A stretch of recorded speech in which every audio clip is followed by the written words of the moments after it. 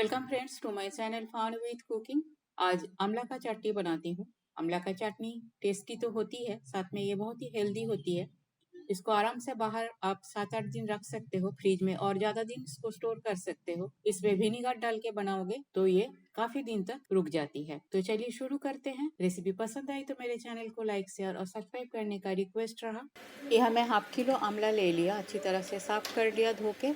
और आंवला को मैं बॉयल नहीं करूँगी, स्टीम करूँगी। इससे काफ़ी हद तक आंवला का जो फूड वैल्यू है वो मेंटेन रहेगा। इसलिए मैं नीचे वाला कंटेनर में पानी डाल दिया और ऊपर आंवला को डाल के ढक देती हूँ। 20 से 25 मिनट तक इसे मीडियम फ्लेम में मैं इसे स्टीम कर लेती हूँ। 30 मिनट हो गया, लीड खोल के एक बार चेक कर लेती हूँ। देखिए पता चल रही है आंवला स्टीम हो गया है, क्रैक आ गया है इसमें। फिर भी एक बार दबा के देख लेती हूँ। हाँ, ये बिल्कुल अपना गुठली से अलग होने लगी है। तो गैस में बंद कर देती हूँ और इसी कंडीशन में इसे 5-10 मिनट और छोड़ देती हूँ। आंवला मेरा बिल्कुल ठंडा हो गया है। अब आंवला का जो बाल्ब है उसको गुठली से अलग कर लेती हूँ। बहुत आसानी से ये अलग हो जाता है स्टीम करने के बाद। तो सारे आंवला को मैं इस तरह से गुठली से सेपरेट कर लेती हूँ। सारे आंवले को मैं सेपरेट कर लिया गुठली से। अब इसको ग्राइंडर जार में पीस लेती हूँ, पर पानी नहीं डालनी है। पानी डालने से चटनी बहुत जल्दी खराब हो जाएगा। आंवला को मैं पीस लिया, इसे पैन में डाल देती हूँ। चटनी के मिठास के लिए मैं यहाँ गुड़ यूज़ करूँगी, ग्रीन गुड़ यूज़ करूँगी। ये 220 ग्राम का पैकेट होती है। आप चाहे चीनी यूज़ कर सकते हो।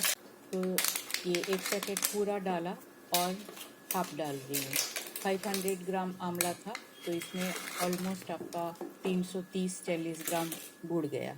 अब गैस को ऑन कर देती हूँ और बिल्कुल लो फ्लेम में धीरे धीरे आंवला को भी पकने देती हूँ और साथ में गुड़ भी मेल्ट होगा। गुड़ मेरा धीरे धीरे मेल्ट होना शुरू कर दिया।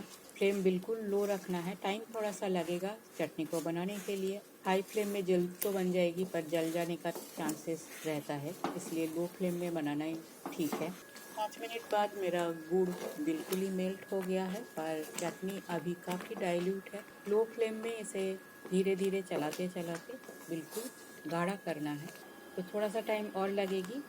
अब चटनी काफ़ी गाढ़ा हो गया है, कलर भी काफ़ी डार्क हो गया है। Flame throughout the process low रखना है, तभी जलने का कोई चांसेस भी नहीं रहेगी। चटनी भी बहुत ही अच्छी बनेगी।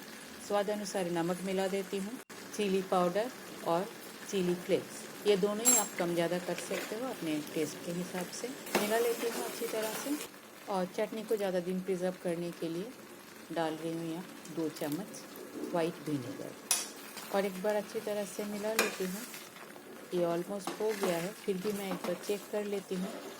एक प्लेट में डालने के बाद, टिल्ट करने के बाद अगर ये पानी की तरह बह नहीं रहा है, दैट मीन्स ये हो गया है। ठंडा होने के बाद और गाढ़ा हो जाएगा। और एकदम लास्ट में मैं मिला रही हूँ चटनी मसाला। चटनी मसाला का रेसिपी ऑलरेडी मेरे चैनल पे है।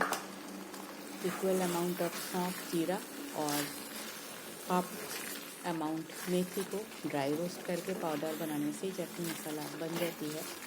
अच्छी तरह से मिक्स करने के बाद गैस को बंद कर देती हूँ। तो बस मैं गैस बंद कर देती हूँ। इजी वे में आंवला का चटनी बनके तैयार है। रेसिपी पसंद आई तो मेरे चैनल को लाइक शेयर और सब्सक्राइब करने का रिक्वेस्ट रहा।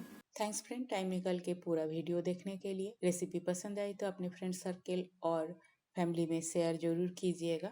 मेरे सब्सक्राइबर और व्यूअर्स को मेरे तहे दिल से शुक्रिया। ऐसे होममेड सिंपल रेसिपी मेरे चैनल पे अपलोड होता है। तो आज यहाँ तक ही, मिलते हैं कोई और एक रेसिपी के साथ। तब तक के लिए bye, have a good day.